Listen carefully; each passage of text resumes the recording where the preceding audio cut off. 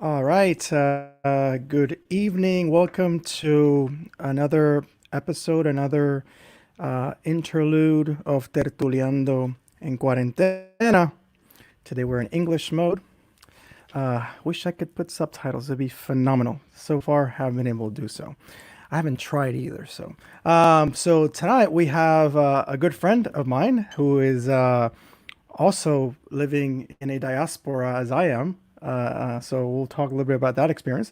And without any further ado, let me bring on Gareth. Let's see. Ahora. Hey, amigo, how's it going? Hi, It's good to it's have you. lovely to Thank see you. you. Glad to be here. Thank you so much for taking this time. It's a daring process because many of the people that come in, they have really no clue what they're getting into, which I take it into my advantage. But it's a Well, good. safe Well, place. I trust you. I trust you. Gracias, gracias. Thanks.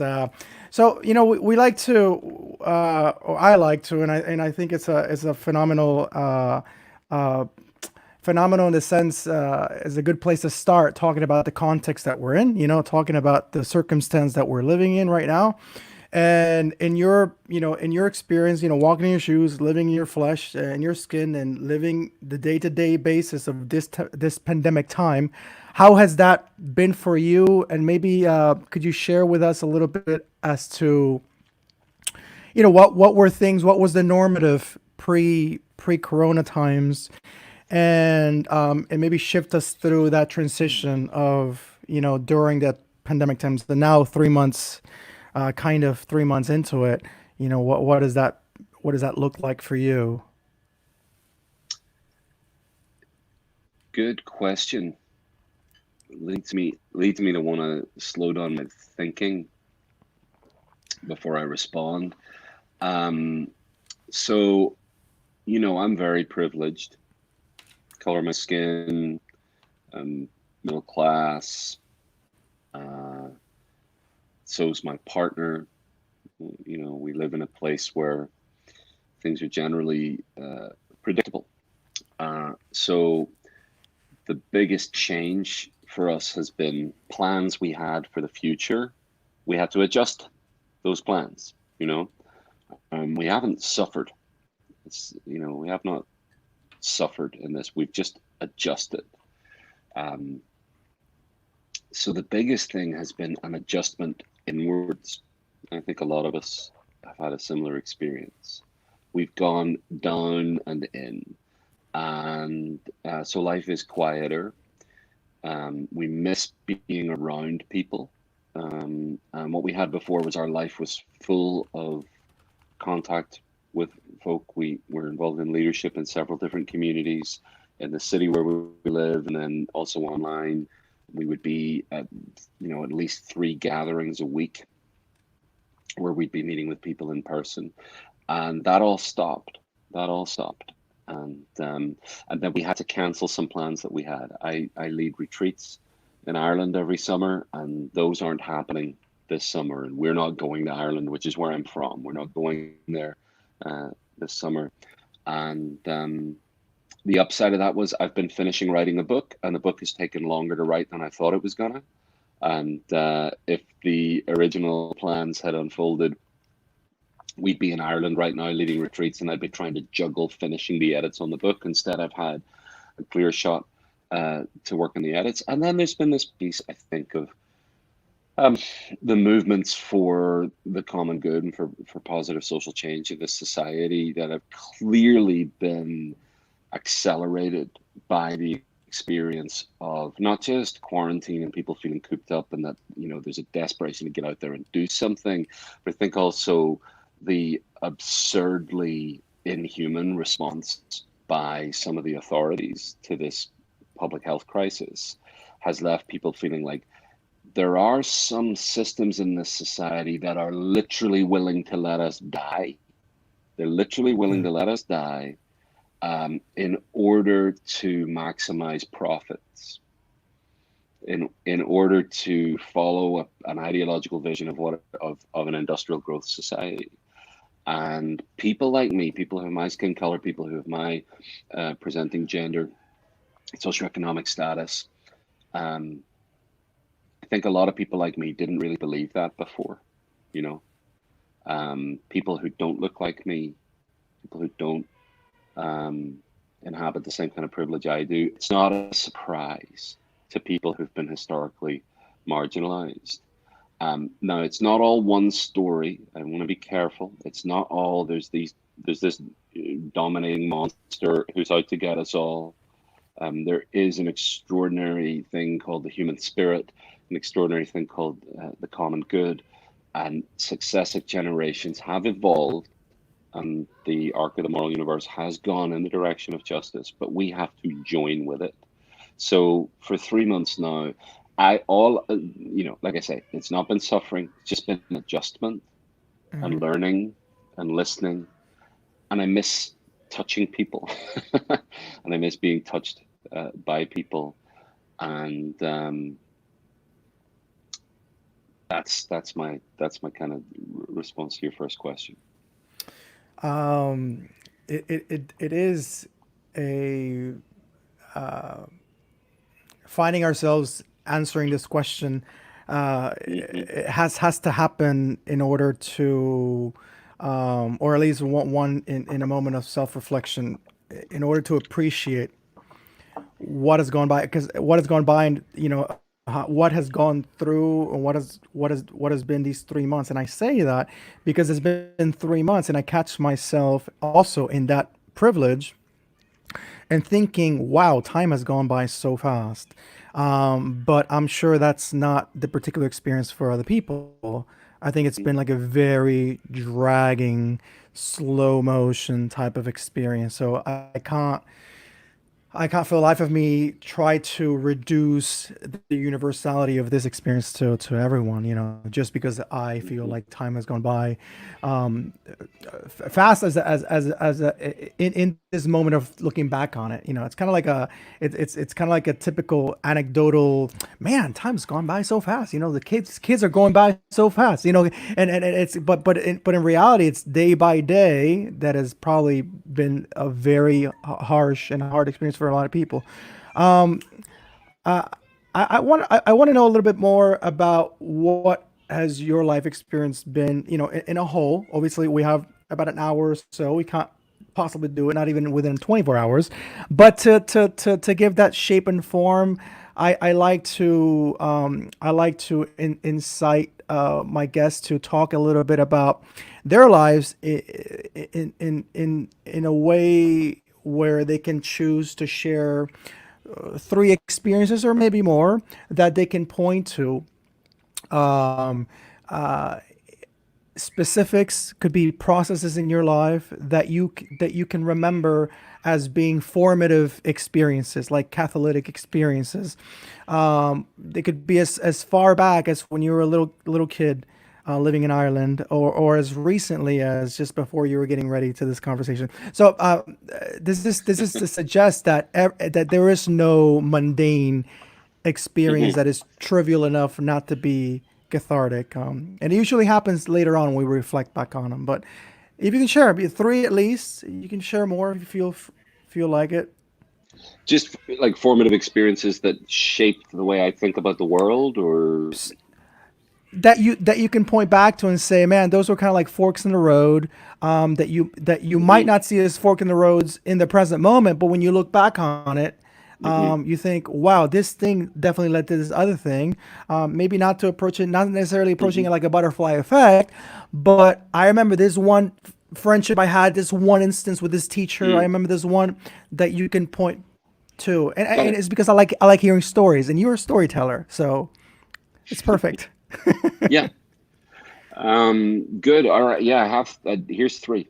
No, number one, April 1981.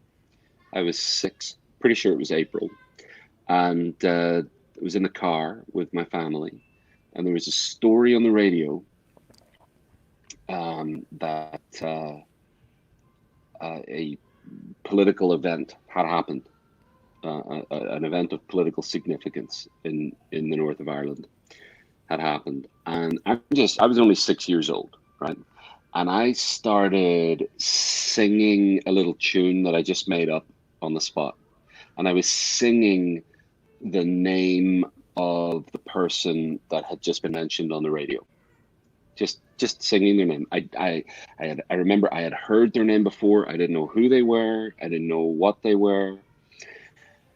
And my dad reacted to me singing because basically me doing this was triggering him, Hmm.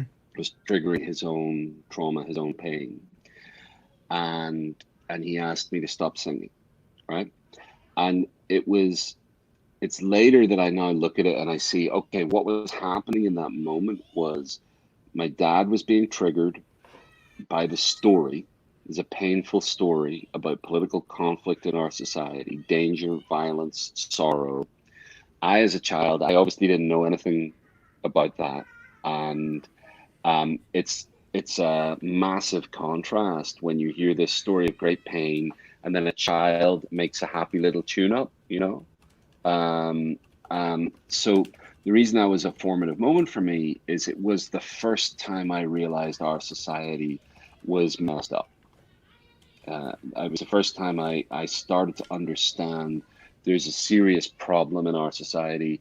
And obviously, it was much later that I came to understand what the nature of that problem was, that there's a divided people, that there's a history of colonialism, that the people descended from the settlers, as it were, have been there for 400 years. So it's not like we can send them home, that I am one of those people's descendants myself. And then on the other side, there's the people, the indigenous population of Ireland, who were certainly mistreated, historically, very badly mistreated for centuries.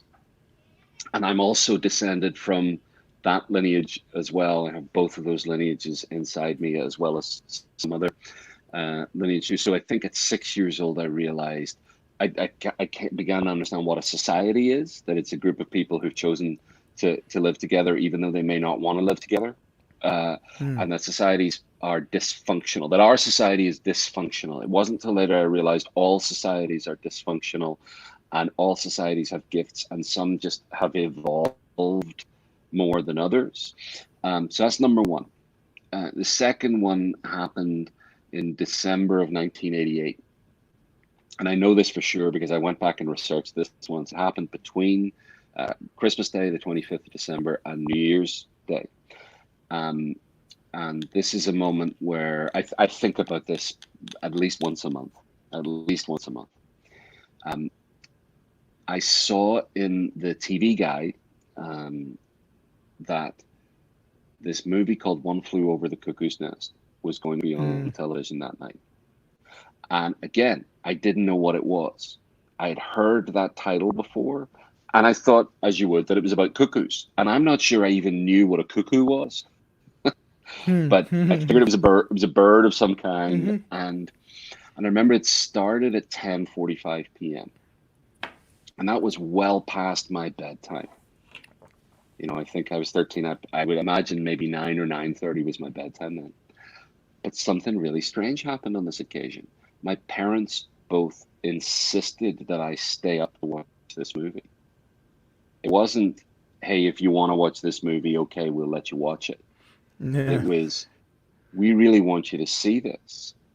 They had seen it when it was first released in 1975. For anybody who hasn't seen it, it's a film about, um, it's really a film about oppression, about political oppression and the liberation of the human spirit.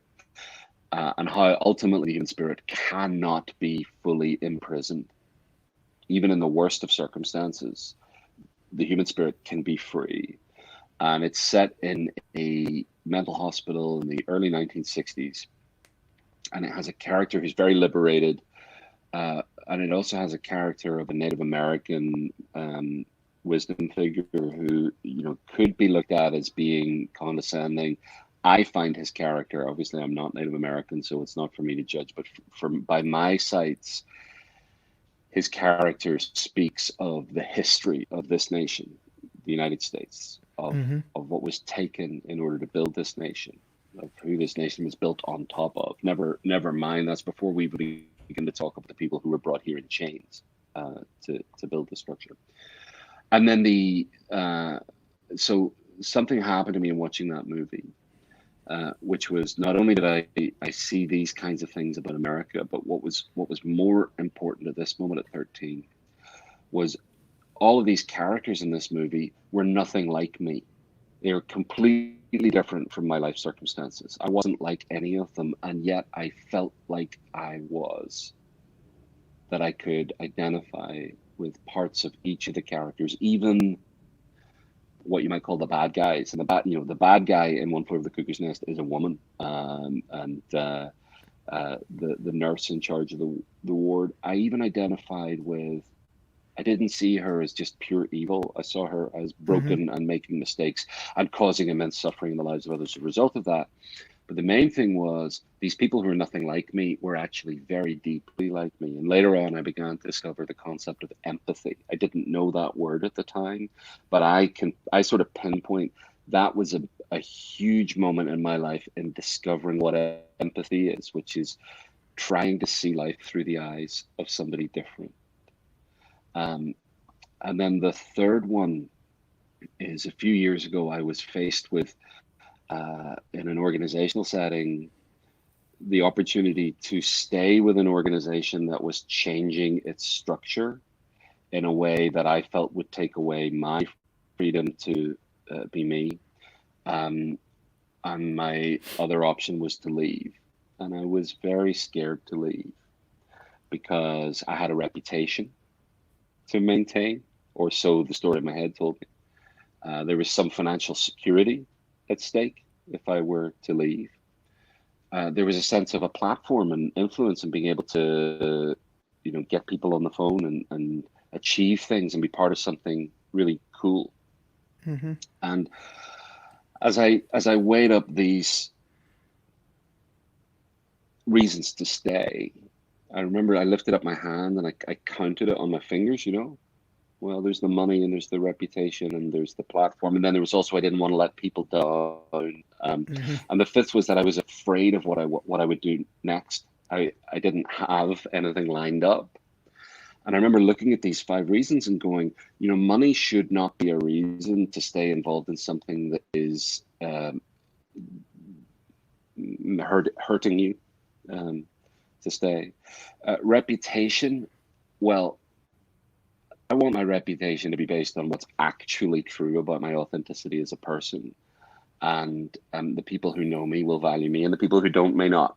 Uh, the sense of power and influence can really corrupt. And I realized that there might have been a degree to which I was being corrupted by this. And if I'm supposed to have influence, if you're supposed to have influence, it's going to happen anyway. The question is just how do you channel it? Um, Whether or not I would let people down, of course, it's important to live with integrity and don't just break things because you can. Yeah. But not letting people down has never been a good reason on its own to stay in a system that's taking the oxygen away from Mm-hmm. you. And then what was the fifth reason? Oh, not knowing what I was going to do next. Hmm. Well, I love that moment in Indiana Jones and the Last Crusade when he has to cross the invisible bridge across the chasm. He can't see that it's there. And again, um, you can be cavalier about this, and you shouldn't just walk away from stuff and leave people high and dry if you can avoid it in a way that is life giving and has integrity. But not knowing what you're going to do next, well, that's an opportunity. That's an opportunity to discover something new, to discover something unexpected. And I don't want to know what's around the next corner, at least not 100%. Um, And so I remember when I clicked send on the email to say, I'm really grateful to have been involved in this. I don't think I'm going to be able to continue to be involved in the way that I was before, um, because I just don't think these structures are going to work for me, and they're not going to work for you either. Mm-hmm. I wish you all the best. I remember I was really scared to hit send on the email, Hmm. and I did ask for advice from wisdom figures beforehand. It wasn't a quick decision. It took months. I hit send, And as soon as the email sent, I had this, the noise that an email makes if you have the sound features on, and it kind of goes whoosh, it goes whoosh like that. Like, and Yeah. this is before you had the software that could pull an email back after you sent it. Yeah. Like Yeah. once it was sent, it was gone. It went whoosh. I felt this rush of fear go out of me, and then I looked out my window and I saw the fall leaves. And where we live, it's renowned for how beautiful the leaves are in the fall. And the first thought I had was, this is October. The first thought I had was, wow, I don't remember noticing those leaves last year. Huh. And I realized that for the entire previous fall, I had been so stressing myself out over this very question that I hadn't noticed the leaves on the trees. And the organization, has continued to thrive and build, and it was right for me to step away at that point. Um, and not knowing what comes next has been a whole lot easier for me ever since, because I've been through the experience of coming to the end of a journey and recognizing it and saying it's time for me to go. Those are three Claro. formative moments Claro. for me. Yeah. Yeah.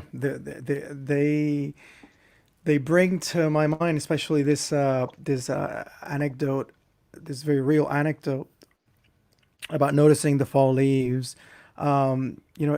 It's interesting how we, and I'm gonna paint maybe here a few different life situations that are surrounding us, and we're not noticing. We're not Mm, noticing as they should be noticed.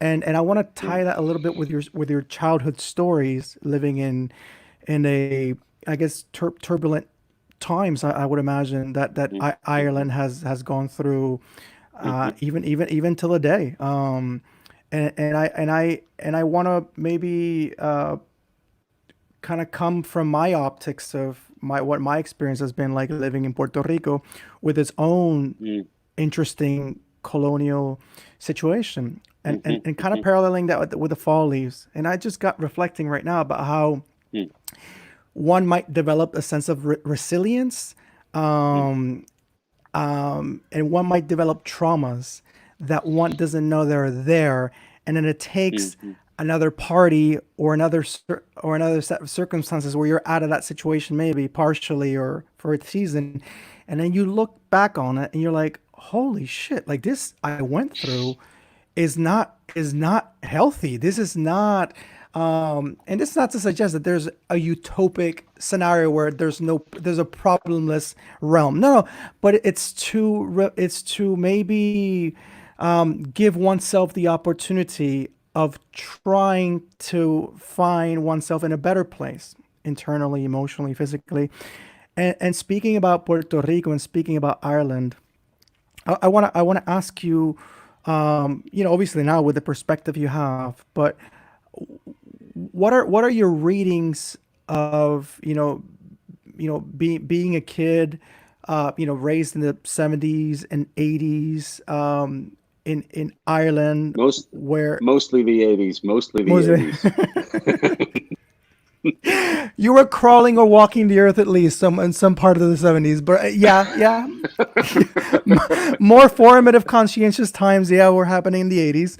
So in that era, I mean, there was more than now. I guess it was more tangible, that confrontational, heated Mhm. reality. And I want to get a little bit of your take, maybe a little bit of your commentary as to what makes Ireland such a complex scenario. Like, and I say Mm, complex in the sense that I mean, it's a divided country. mhm, And what are your readings of it in that perspective as a kid, but what are your readings of it now? And even now, mhm, in living in the diaspora, living, in mhm. another land that's also divided, but that's a whole other issue. And tell us a little bit about that, because I'm personally interested. Yeah, Yeah, yeah. you're from an island, I'm from an island, and they both have Mm, very similar colonial relationships. Yeah. So there's an amazing peace theorist and strategist and activist called John Paul Lederach, and he gave me a beautiful insight into this, that um, the things that make for peace, you know, I mean, they're endlessly complex, and we can talk about them for 1,000 years, and they need to be talked about, and we need to address every little bit of it. Hmm. That's on one hand. And on the other hand, they're incredibly simple, and everybody knows what they are. And there are circumstances in life when even the most reactionary person, whether you're reactionary right wing, reactionary left wing, or reactionary in the middle, um, even the most reactionary people have already taught the principles of peace building if they've ever spent time with children. Because, what happens when a couple of children get together before they've learned to see others as being of equal worth? What do we say? Don't steal your friend's food. Don't steal your friend's Barbie. Don't steal your friend's GI Joe toy. Um, share, share. She got there first. Let her go. Let her play first. Hmm. You know, don't hit him. Don't hit him. Ask for what you want. And if he says no, I don't want to give that to you, even if it's unfair. If it's unfair, we'll find a way to get you what you need. But you can't respond by smacking him to get what you want. So every person who's sane um, has actually learned the principles of anti-colonialism, of making amends, of non-violent cooperation. And it's one of these unusual things that every child knows these things, and then we teach them to forget it. We teach them to forget it later in life. Ireland um, first had people who were ethnically British uh, in the late 12th century, arriving on the island of Ireland because there were some landlords that wanted military support from the British king, basically to keep their peasants in place. Hmm. You know, so there's about 400 years of that, and then the Reformation happened, and Henry VIII saw a quick way to get a divorce. The Pope wouldn't grant him a divorce, so he decided, well, if I convert to Anglicanism, then I'll be the head of the church and I can have my divorce. And the problem is, when you're King Henry VIII, you can't just convert to Anglicanism; you have to convert the entire country. Um, so you rule that the entire country is now a Protestant, but the neighboring island, which is already full of indigenous people who are at best suspicious of you because of the way you've treated them for the last 4 centuries, and at worst are ready to oppose with, you could call it, with defense or with force. Hmm. They also don't speak the same language. They speak Irish, whereas you speak English. Irish actually has existed for about 1,000 years longer than English has as a language. So Henry and his daughter, Queen Elizabeth I, over a few decades, send tens of thousands of English and Scottish Protestants into Ireland. Now, Ireland and Britain are 30 miles apart at their closest point. So it's quite easy to get from Yeah. Scotland to the northeast of Ireland. And it's at the time it's believed by the British that the best agricultural land is in the northeast corner of the island of Ireland.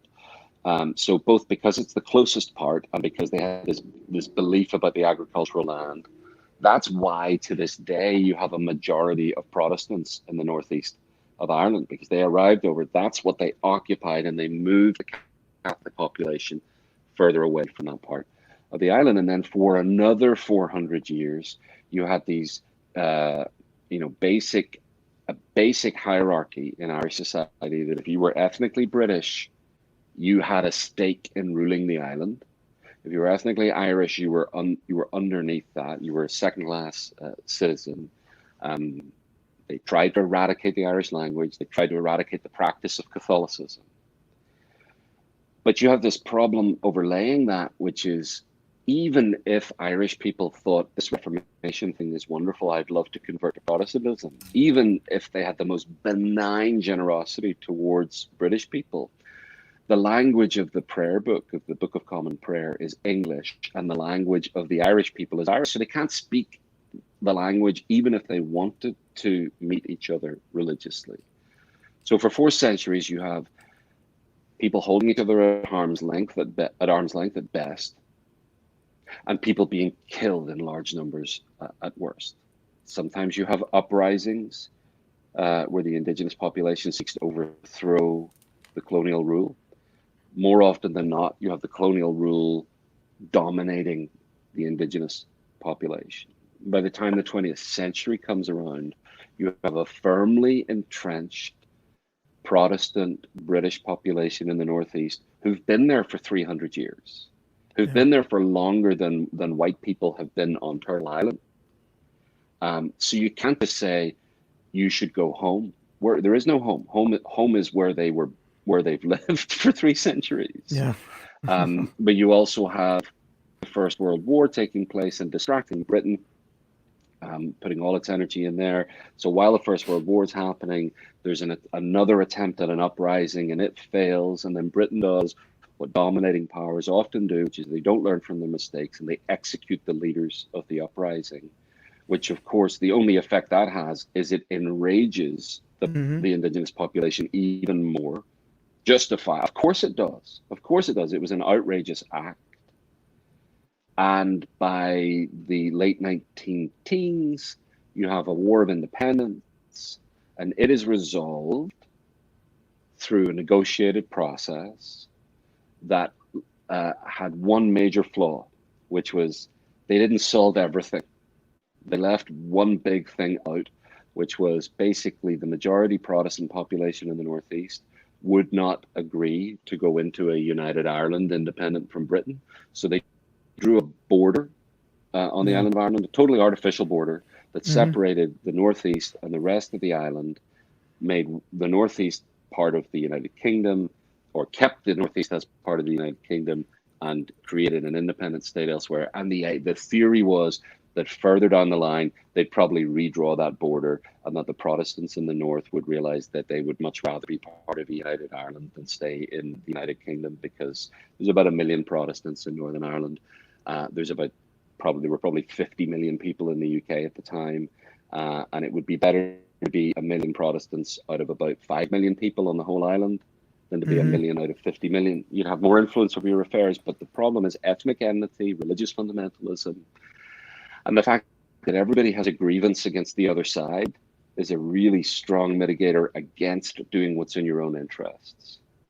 There's an old joke about someone who stabs himself in order to prevent his skin being used to build a kayak. It's a horribly condescending joke, Someone's but at the it's this front kind of door. the self-defeating behavior that we all engage in. You hurt me, so I'm going to hurt me more, Hmm. because I'm not going to give you the satisfaction of being your friend. Um, Hmm. and I mean, we saw this with President Trump a few weeks ago, that he would not wear a mask in public because he said, I won't give the media the satisfaction." Well, he's literally risking his life to not wear the Yeah. Pretty mask. much. Yeah. And then there's other people who are dying, others of his own supporters who are dying because they don't want to give us the satisfaction. And so, um, long story short, by the 1960s, we realized that the border in Ireland has not solved the issue. And then we have 25 years of low-level intensity civil conflict. Nearly 4,000 people were killed, 43,000 people were physically injured. And that's those who required hospital care. So there's hundreds of thousands of people that were traumatized. But what's happened over the last 20 years is that people decided that they would try the only thing that keeps us from violence, and that's conversation. Hmm. And they'd tried violence for a quarter of a century. They realized nobody was going to win, and they agreed to talk. And they also then put into practice the political strategy that if you want to live in a society together, you have got to compromise, and you have got to recognize that's what's good for you, what's truly good for you, is also what's good for me. And Yeah. so after a negotiated process, we came up with a peace agreement, and we've been implementing it for over 20 years now, incrementally. Sometimes big steps forward, sometimes steps back.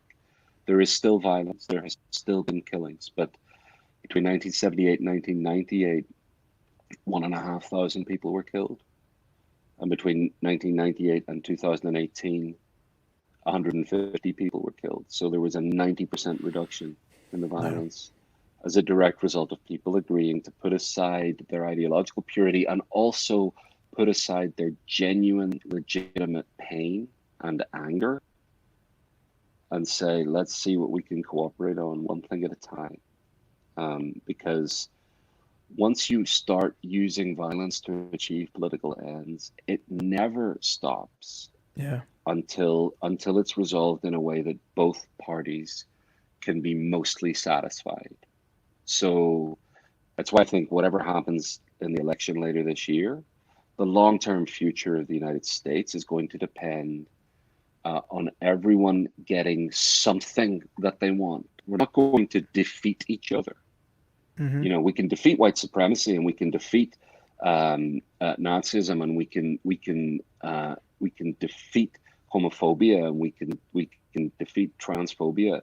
But if we see it in terms of destroying the people who hold beliefs that we hate, it's not going to result in a peaceable uh, solution. It's not going to result in a stable society. In fact, nonviolent revolutions have been shown to be more effective at building stable societies than violent ones. You asked, and I mean, I should pause here. Obviously, I think about this a lot and I talk about it a lot. And I should say two things. One is I'm not sure that I'm right about any of this. Uh, and I'm always wanting to be open to dialogue. The pieces that I miss or the pieces that I emphasize that maybe should be emphasized less. And the other thing is the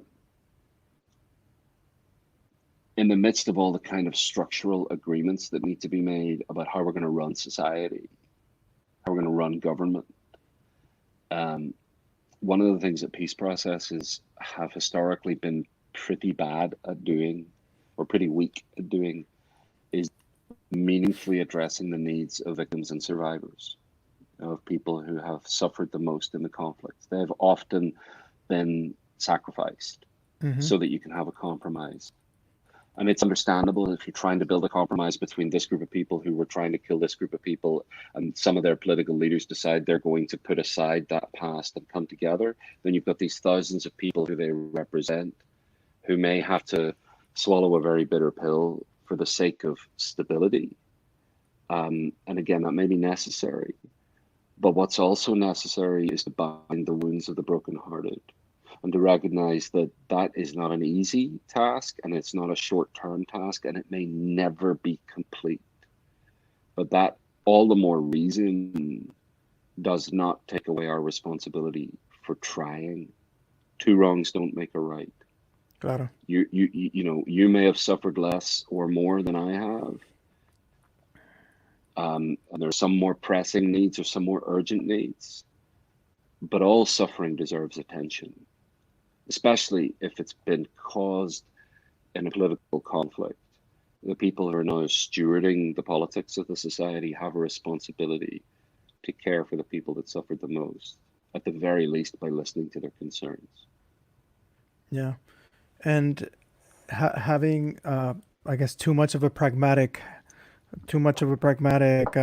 approach might be of disservice to to those who are definitely legitimately and and wholly hurting, and I say pragmatically, maybe the pragmatic end is to bring that togetherness, and that's great, but I guess there has to be an empathetic approach, and that's not very easy when you're talking about people who are trying to run systems or people who are a part of systems that have been in place and then in introducing these sort of dialoguing processes are not very, they have not been much frequented. I think I think having war against one side or another is because of the lack of what you were mentioning before as a kid, when you are like children and the interaction of children, and then all of a sudden things get complicated because that dynamic Well, gets and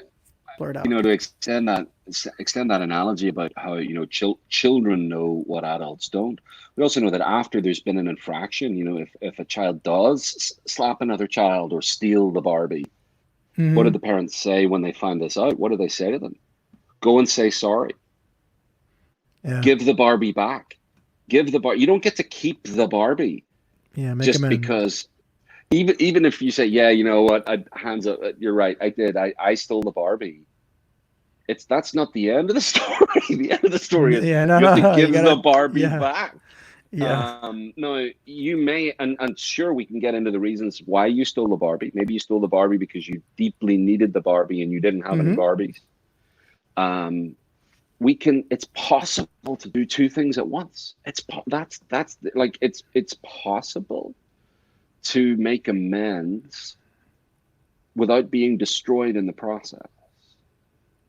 It has happened throughout history. People have been able to make amends without being destroyed. It's No. possible to make a genuine apology accompanied by an offer of amends without being so humiliated that you can't function anymore. In fact, if you do that well, your life gets better afterwards. Yes. It's This an is one thing I educational would want to experience. say. Well, you also get to own your own dignity. If Hmm. if I stole from you, even if I might not even have known that I was stealing from you at the time, Hmm. or I might wake up, I might discover one day that the house I grew up in was stolen from your ancestors. Hmm. I'm not responsible for the fact that they stole it. I am responsible for what I do with the knowledge That you have now. Yeah. once it once it comes my way. And Yeah. it may well mean that if I now own the house, it may well mean that I need to give the house back. The truth Yeah. is, in my experience of observing processes of amends and reparation, it's mostly been observing it rather than participating in it. Usually people just want what was lost to be validated. Usually they just want to hear people recognize this was wrong, it shouldn't have happened. And then they want to play some kind of role in what do they need next. I'll tell you one brief story that there's so many survivors in my society that I'd have to tell you 100,000 stories to adequately get there. So with that in mind, knowing that that's impossible, knowing that one story can never stand in for everybody, maybe it's more just the kind of archetypal or mythic dimensions of this story that I'm trying to convey. I met a man once who had been blown up on three separate occasions. That had been Um, what? Sorry. he had been blown up on three occasions. Hmm. He had been present when a bomb went off Oh wow. three different times in the course Wow. of a couple of years, right? And Wow. the sense I got was he was between the ages of about 29 and 31 when this happened. Jesus. Wow. Um, and clear, he wasn't killed, and uh, but he was physically injured, and more than that, he lost his mind. He lost his Mm. mind. He took early retirement from his job at 31 years old. Um, the settlement that he got for the early retirement enabled him to buy a pub because he wanted to run a pub. And within a year or two, he lost the business because he had been so traumatized and disturbed by the experience of being blown up three times. He found it difficult to run a business. Again, this is the story as I recall it. There might be some details that are different Hmm. nuances. And so when I met him, it was about 20 years after this had happened. He was now in his mid 50s. And he was living in a hostel for people who were legally defined as homeless because he didn't have enough money for his own accommodation. He was living in a homeless hostel. And when I asked him, what would you like to be done about these three bombings? You know, We don't know if the people who planted the bombs were ever prosecuted. There was now a peace process. The organizations that had planted the bombs were now involved in the government of of the society. This necessary compromise that didn't really address the needs of victims and survivors. And this is what he said to me. He did not. He didn't say, "I want revenge." He didn't say, "I want the people who planted these bombs to go to jail for the rest of their lives." He might have wanted that, but he knew it wasn't going to happen. And he didn't even say that he wanted financial compensation. You know, what he said was, because of my injury in the bombs, I have constant back pain and I Mm-hmm. find it really difficult to move. And once a week, a mobile physical therapy clinic comes to my town and I get a massage from this non-profit. It actually was probably associated with the National Health Service, so it was government funded, tax funded.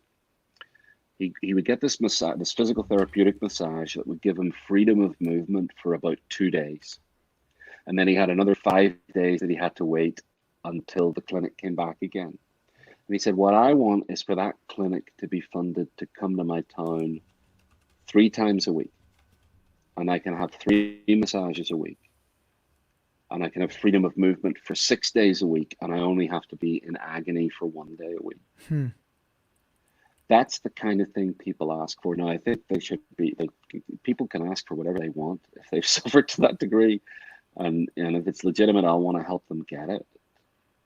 Um, he's not trying to destroy people who nearly destroyed him. He just wants to be able to move without pain. Yeah. That is not too much to ask. And we could get imaginative and we could build structures in society. We could create offices and community leadership positions like we used to have in villages where there were elders and sages and medicine people who you could go to and say, hey, I have this need. Can the community help meet this need? And the medicine person might come back and say, absolutely, we can do that right now. Or they could say, actually, I've noticed you in the village. I really think your need is this and not the one that you think it is. Can we talk about that? Let's see if we can help you. You know? So, the future of this society, the future of any kind of post-colonial society or society that's seeking to become post-colonial is not the destruction of the descendants of the settlers. That would be to try to make two wrongs into a right. Yeah. Yeah. But Yeah. it has to be at least as morally sophisticated as if a child steals a Barbie, they need to give the Barbie back. Back. They Yeah. need to say, sorry, I stole your Barbie.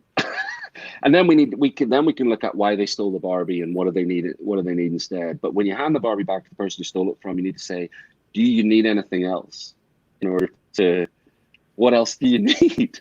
You're like, Yeah. You gotta have you gotta have massive discernment to massive discernment of humility to get to that point, like to get to that point, which is not which is not a big ask if taking everything into account, taking using your the story that you just used, which reminds me of this priest that wrote a book about Oscar Romero. I think his name was Michael Lapsley, and he oh was yeah, he suffered. I think he lost his hands because of a bomb that went off as an attack. yes, I think it was in South Africa during the yes, it times was. of apartheid. So it's a similar thing. I've seen interviews with him as to what would he say to the perpetrators? What would he do?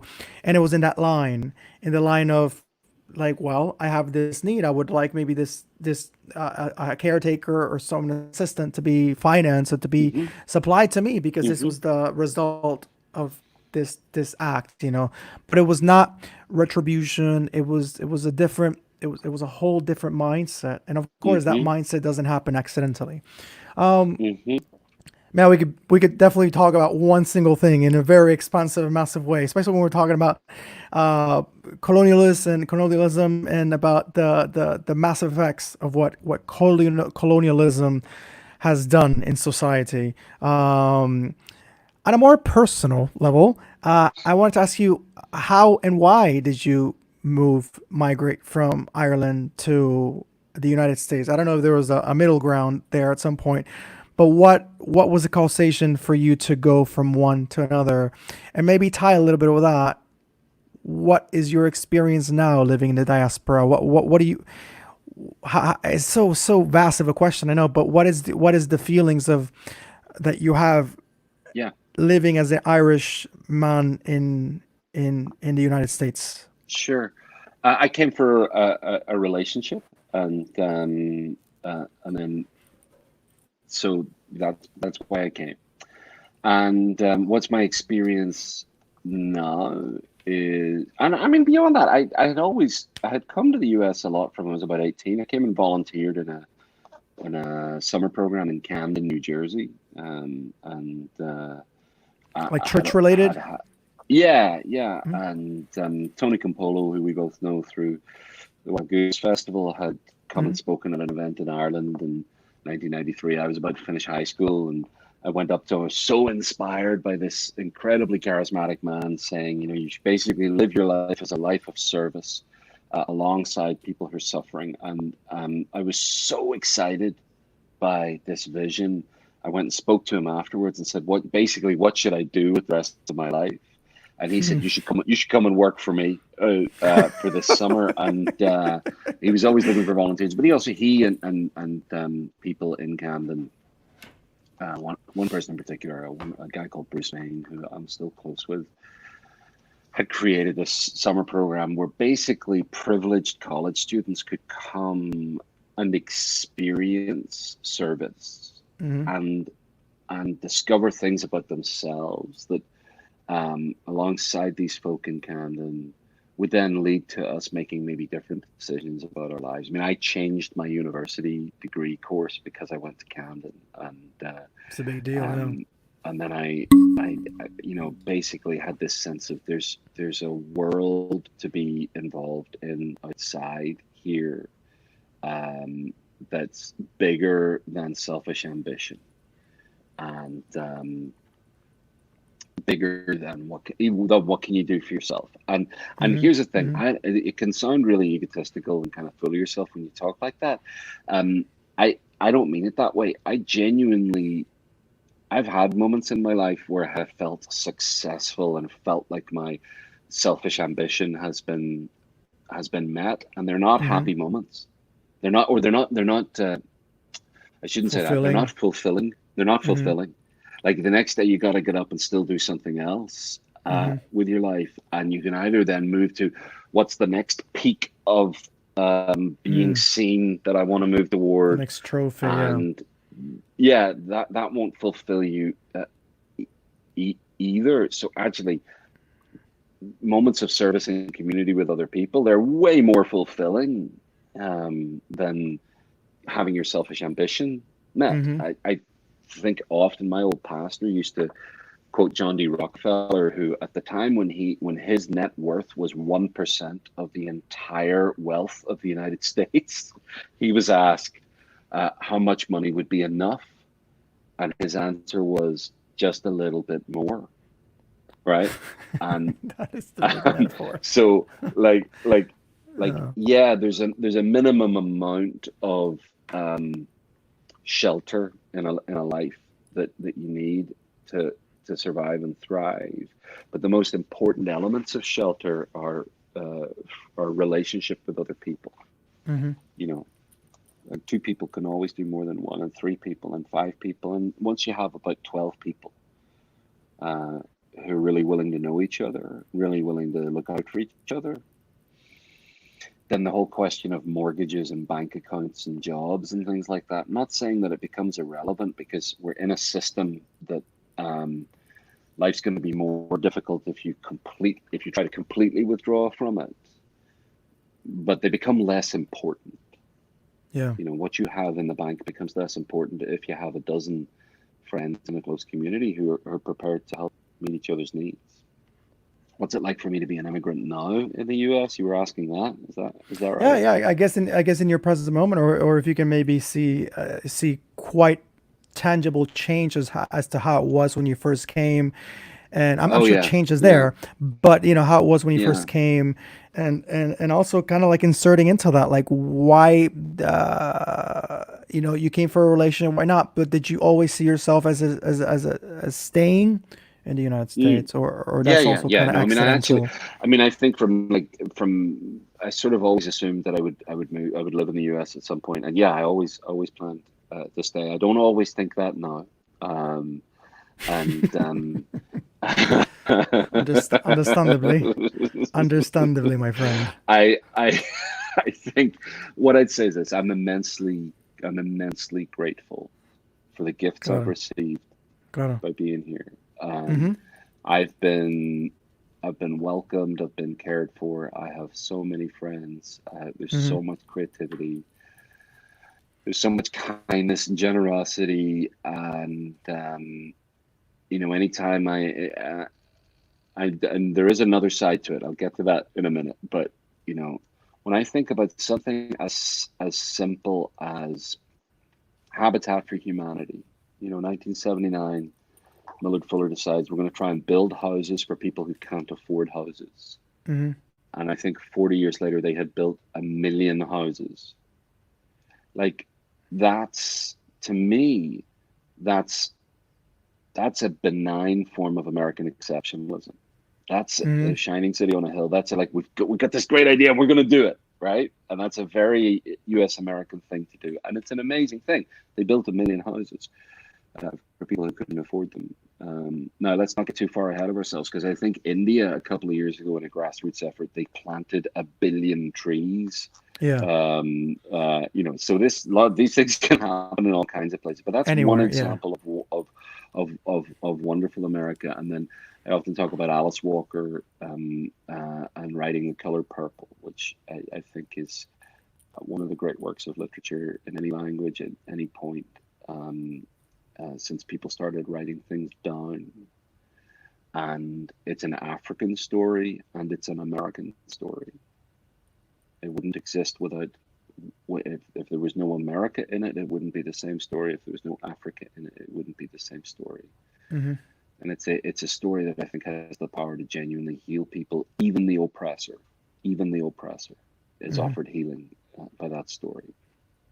Um, and that's just to take two small examples. Of course, the other side is only the U.S. would have invaded Iraq in 2003. Only that would, Britain joined the U.S. coalition. Britain would not have started that war.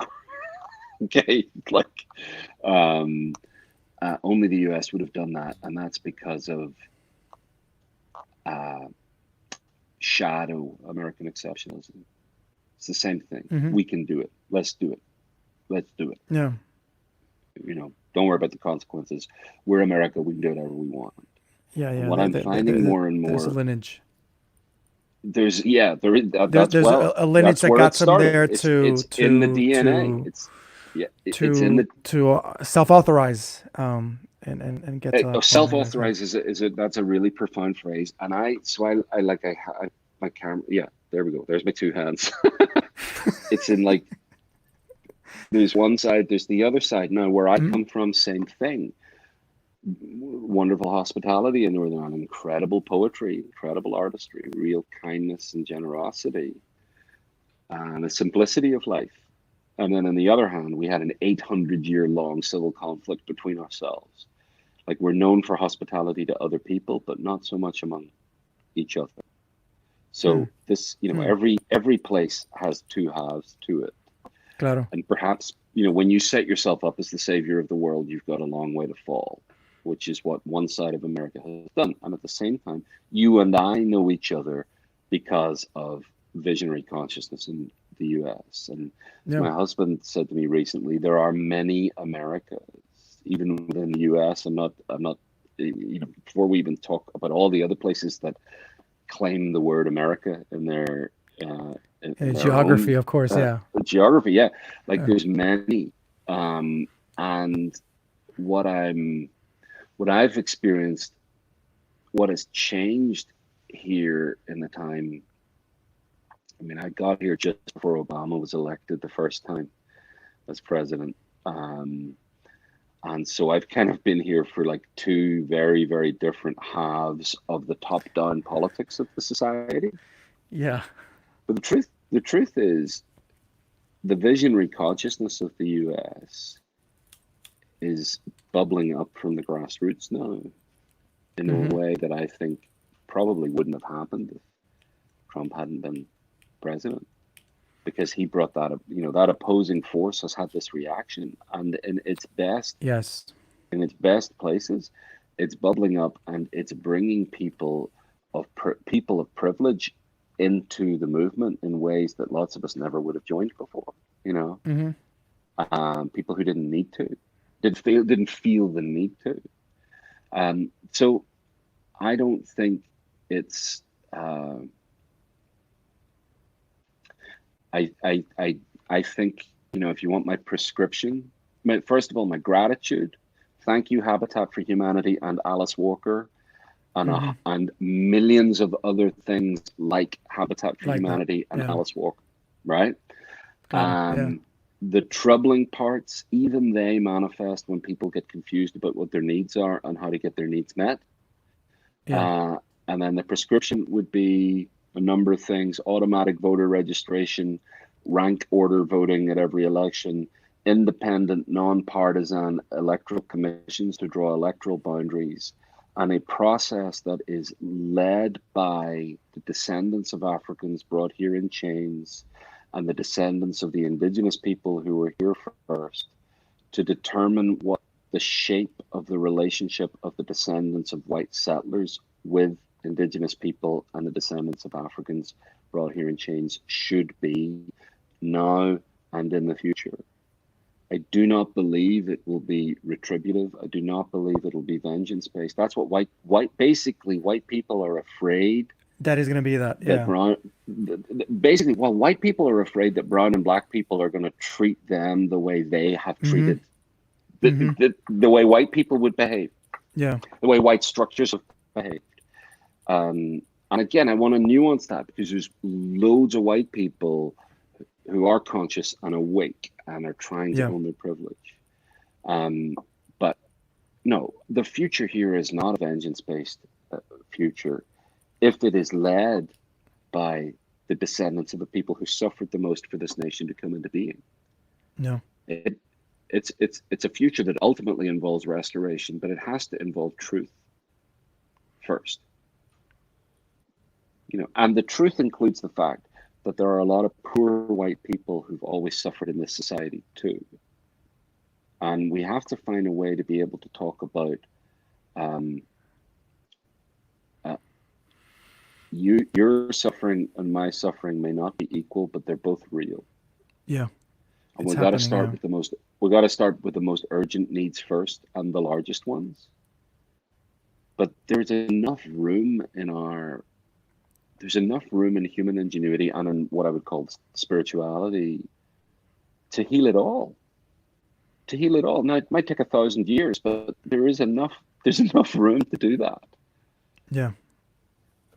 And it has to start somehow. And before I get to the last topic I want to talk about, it's like Eduardo Galeano, which is not a thought of Eduardo Galeano, but he has been, I guess, misquoted on it, which is him in a classroom setting, and it was a professor and a student asking the professor, what is what if utopia is unattainable, what is the purpose of utopia? And because you said, you move 10 steps forward, and then there it goes, and it moves, that's 10 steps forward again, and then you take 10 steps more, and then it's so you find yourselves in this frustration place where you're like, what is the point? And he says, Mm. well, that's precisely is that you keep on moving forward, that you keep on Hmm. moving forward. Hmm. Prescribing to a mythological perfectionism is not sustainable. I think that's the propaganda that we are being fed, that you have to pick either or has us where we're at, and then the inability to process that, maybe things can be a little bit more profound, and maybe we can dig a little bit Mm. deeper, and we don't have to stay Hmm. at shallow realm, but going deeper means, like you were talking before, that it it it means that you'll probably have to cut the head off fear and Mm. decapitate fear. And sorry for that imagery, but like or at least go down that path of not allowing that fear to dictate. And then the fear that, for example, the white man has is that what he has done to the other will be done to him. So that's To why him. there's such a zealous place of guarding and then losing that space. Even the term minority, it makes so less sense now, because they're, like, for example, to speak about Latinos, they are not really minority. I mean, there's that, Hmm. like, what I mean in terms of number, but they keep on placing that label on it because it allows them to still be kind of in control. Like, you are the minority, but I mean, if you go number wise, it's not. If it's not there yet, it's not gonna be that. It's not gonna be. It's not gonna be that that's going to be even further from reality at some point, because the numbers are growing. And also that has to do with, and then the resistance to that explains the fear that there is. Oh, now we're going to be the minority, and that obviously sparks up a lot of fear. And the last thing Well, it, I want to talk yeah. about, but yeah, no, give your last thought, and then Well, I was we'll just going to jump say, into. like our public conversation has basically got to get into the habit of showing people that there are more than enough Barbies to go around. Claro, claro, of course, yeah. There always have been, and you can have too many Barbies. There's a point at which you can have so many Barbies you can't play with them all anymore, and it's just not fun to have them. Yeah, just But hoarding. sharing those Barbies, yeah, hoard, hoarding makes things disappear. It's why in the Hebrew It's so Bible ironic. the manna was new every morning. There's always Yes. going to be enough. We have to participate in that giving of enough. And yeah, it is entirely you can you can be a white person in this society and have had a life full of suffering, and you're still responsible for thinking about how you relate to your neighbors and what you were born into and the lineage that you come from. And your suffering's still real. And I want to have compassion too. Claro. Like there's like compassion is not a finite resource. There's compassion fatigue is what happens when any given human thinks that they're supposed to show equal compassion to every person and every issue. We're not, that's never been true. Yeah, and they Like we're kind of like not self Superman. attribute like heroic qualities, like they have to be the God, resolvers of everything. even Spider-Man has to decide which particular Hmm. person he's going to save at any given moment, right? Yeah, he's not Um, omnipresent. no, so like there's a question of discernment around, what's the place has been said before, what's the place where the world has needs, and what's the place where your gifts and concerns meet those needs, and then work there and support other people doing their part of it, and take a self inventory. Probably, you should do this periodically throughout your life. Do major self inventories and seek the light of other people and their wisdom, and then do it every day. Think about your impact. Think about your impact. And maybe, and when I talk about the Barbies, I hope it doesn't sound that I'm minimizing or diluting issues of murder, issues of genocide, issues of desperate violence. I'm not intending to dilute No. it. What I'm intending to do is to say, even children know, Yes, they get even this. children know Mm. um, what the rules of equity and what the rules of integrity and accountability are. And we teach them to forget those rules. I think because we're ashamed. In the back of our mind, there's some kind of unease, especially for people of privilege. And another important thing, I can't. We could. It's really great talking with you. I know you have one more question. Let me say one more thing before that, and that is the line between privilege and no privilege. Just like Solzhenitsyn says about the line between good and evil, Hmm. does not does not separate this person from this person, right? Someone can be 99.9% privileged, and there's still some lack in there somewhere, even if it's an Hmm. invisible lack. I think there's some very powerful people in our society, and you and I actually have things that they don't have.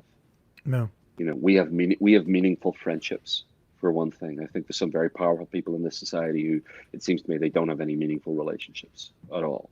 So in some sense, I'm more privileged than some very, very powerful people. That's just one example. And then you can be a person who has suffered egregiously through the various prejudices and inequities in our society, and you still have something, some wonderful gift, some place of influence or privilege within your life. So what I would say to people who might respond with, well, I don't have anything to give, I'd say that's never been true. Hmm. Everyone has something. And to other people, well, are you saying that I'm completely irredeemable? No, actually, the place of your redemption might be this little window, this little bit Yeah. of light that's coming through the place of lack in your life. And maybe we should start there. What's the last thing you wanted to talk about?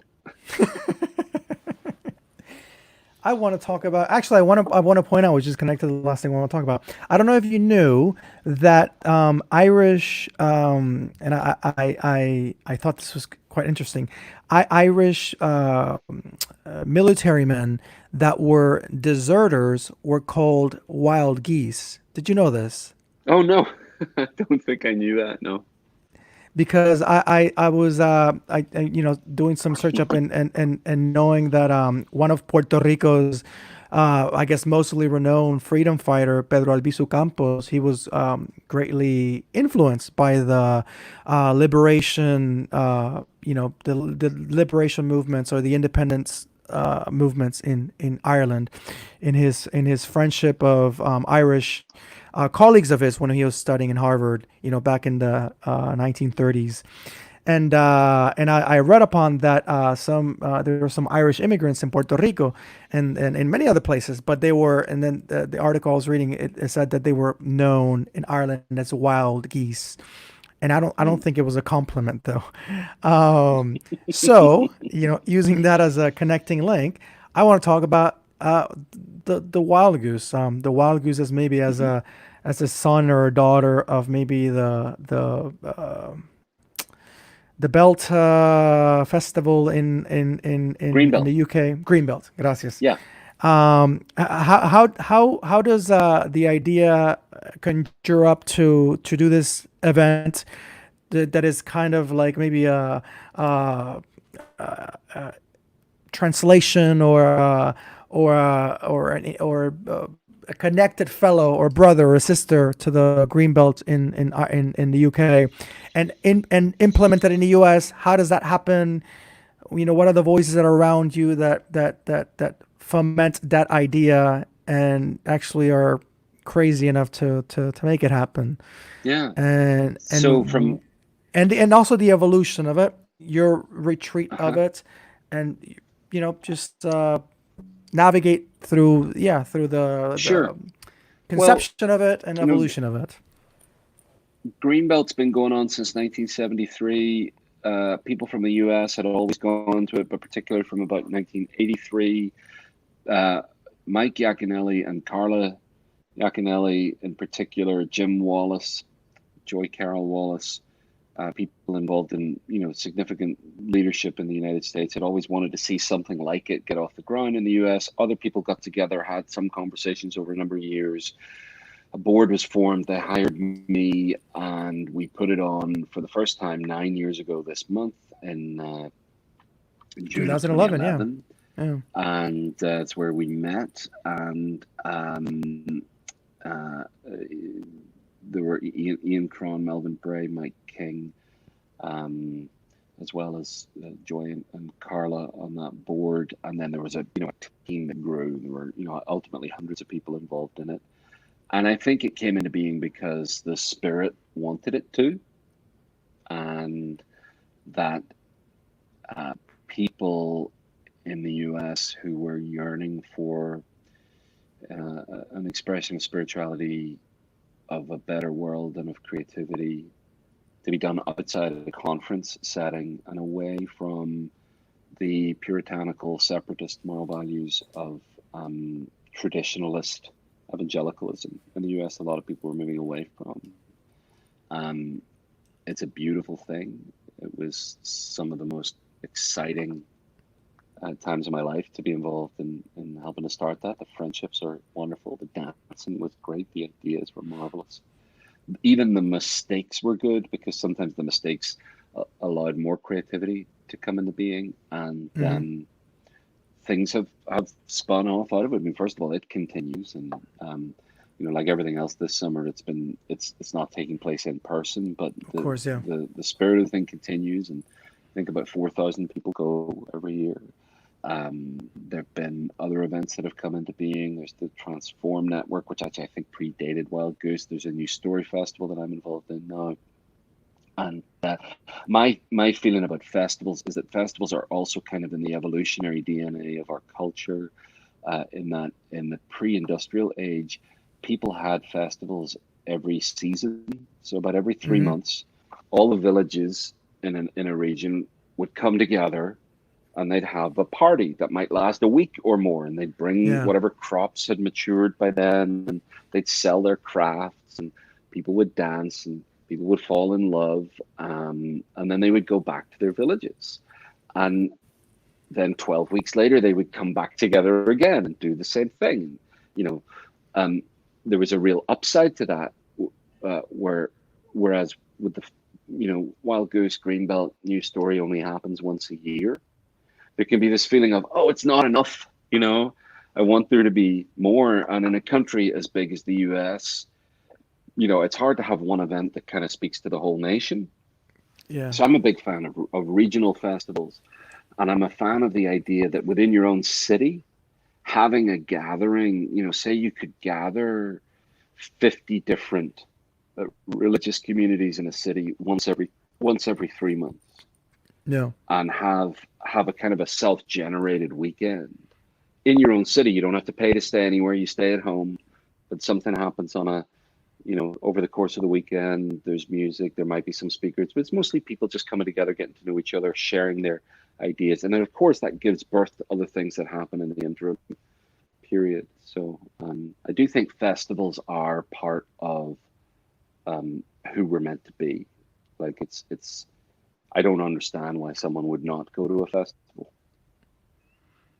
Yeah, it definitely seems like a regenerating space to, Hmm. and I say regenerating as a, uh, and Hmm. speaking as to those seasonal encounters, because there is definitely stamina that is run down as you go throughout, let's talk about a year, and having these specific instances where you're meeting with other people.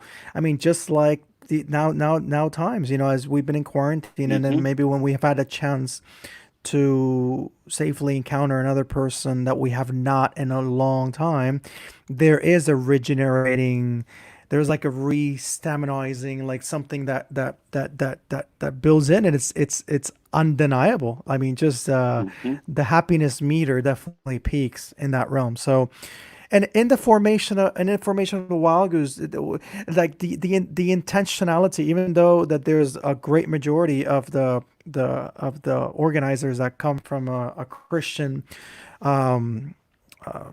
perspective, it did not want to be a Christian festival, or was it intending to be a Christian festival in the sense that it was trying to reshape the view of what maybe mainstream perspective of Christianity was? Or was it intending to being a, hey, this is an interreligious, or maybe it has nothing to do with that, So nothing to I do with think religion, or I think um,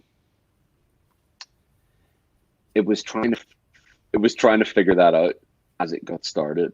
That that nobody really knew the answer to that question, and that makes sense because it was a new thing, and and there were different emphases, different enthusiasms among different people. Some people deeply involved in interfaith work, some people deeply involved as Christian leaders, some people who didn't have a faith background or weren't involved in faith traditions anymore. And what was happening was the evolution of a definition of what does it mean to be authentic. And I don't know. My view is that different settings call for different kinds of containers.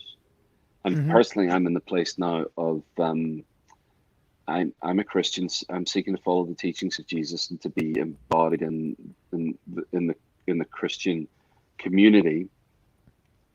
But I happen to think my theology is that Jesus comes to make us fully human, and that God is found in all honest faith traditions. Hmm. Um, and I don't know who the dishonest faith traditions would even be.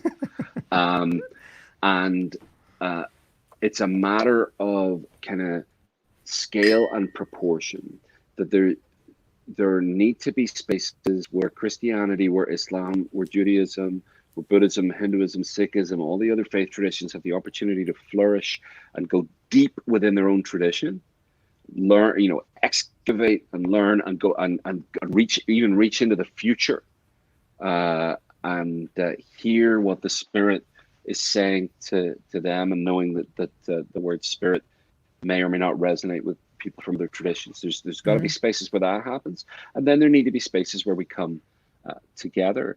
Um, I tend to think that in order to help redeem the shadow history of Christianity in this country, we need to go, if we're Christians, if we're in the Christian tradition, we actually need to go deeper into our own tradition. We need to excavate our own tradition. We need to reach into the future of our own tradition. We need to take responsibility and make amends for the sins of our tradition, and also own and claim the gifts and share them, and not pretend to be something we're not.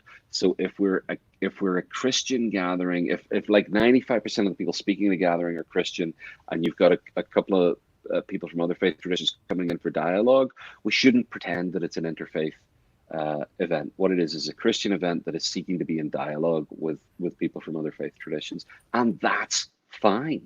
If I Yeah. if I was invited to speak in or be part in an event that was being led by Muslim people or by Jewish people, I don't need them to call it an interfaith space for No. me to feel like I'm being treated with respect. In fact, it's disrespectful to pretend it's an interfaith space and not actually be interfaith. So with the new story, and I mean, there's no critique there of anybody else. This is just something we're learning as we go along. I mean, Right. I I remember, the slogan of the Northern Ireland, or one of the slogans of the Northern Ireland Civil Rights Association in the 60s was "One man, one vote." And I remember hearing 35 years later from one of the leaders of that movement that it never occurred to him that the slogan of the Civil Rights Association was a sexist slogan. Right? It wouldn't be a Yeah. sexist slogan now. It would be one person, one vote.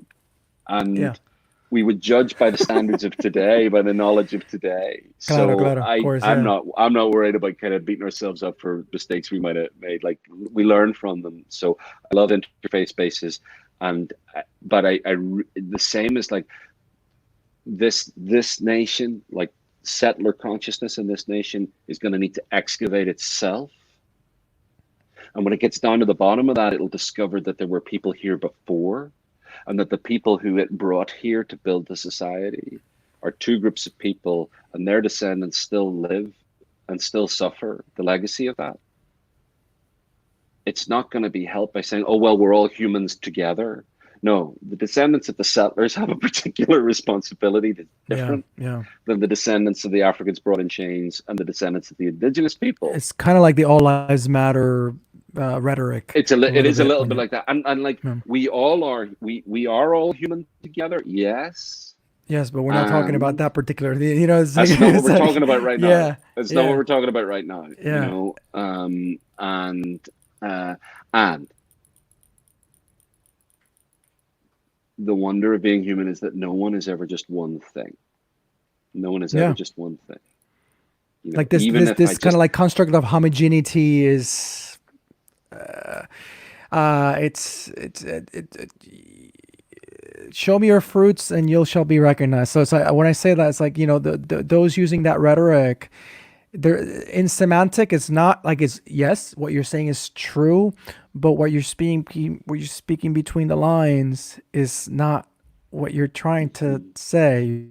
And I use the semantic of white, all lives matter, which is kind of like now a bit of like the new slur of white power. It almost seems like it. Mm-hmm. It almost seems like it, but that Mm-hmm. literal, taking things too literalistic could be very Sure. misleading because you can read into Yeah. like, well, but it's true, yeah, all lives matter, but we're not talking about Uh-huh. that. We're not talking Yeah. about Yeah. that.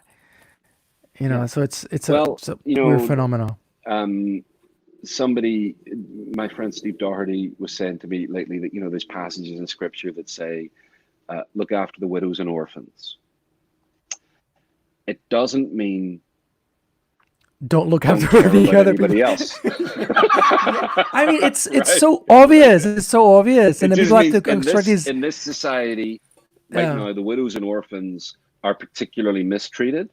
Mm-hmm. Look after them, you know. Yeah. Um, and so, and I want to be careful. I haven't yet found out a way to talk about that doesn't sound like it's condescending to to black people. And the only way I can find that out is by listening. So Claro. anyway, Claro. I gotta go. I gotta go. The sun is setting, and I promised my husband a walk before the sun had fully Sure. set. Hey, I Um, like to close off with this, and this is the opportunity I give the people to give me the last word. If you can honor me with that, you can make it as long or as yeah, brief yeah, as you yeah. like. Take it. Um, just what, and it might seem like a big question, but you can shrink it down. So at the end of it, what would you like for your, what would you like to leave behind as a token of memory? What would you like people to remember you by? And When that's I die, when I see, die, or when this call is over. yeah, well, it'll be after this call's over too, as when you die too, and both will happen after. So, But is the question really what would I like to leave behind see, when I see, die? posthumously, like as in, like, Wow. Well, the last uh so that I won't spoil it for anyone listening, what I'd like to leave behind is the last scene of One Flew Over the Cuckoo's Nest. Wherever there's anything that mitigates against more life and more love, you what I want people to do is go and do what the person in the last scene does. What's the last thing that he does? I want people to do that. excelente. It's but I should Gracias. be clear. It's the thing that he does with the sink, not the thing that he does just before that, which I don't want people to do to anybody. I'm glad The you thing that he snuck does in with that clarification. the thing that he does with the sink and the window, wherever in your life something's mitigating against more life and more love, I want you to do that. Don't hurt anybody else to do it. Vale. Gareth, gracias. Thank you for this time.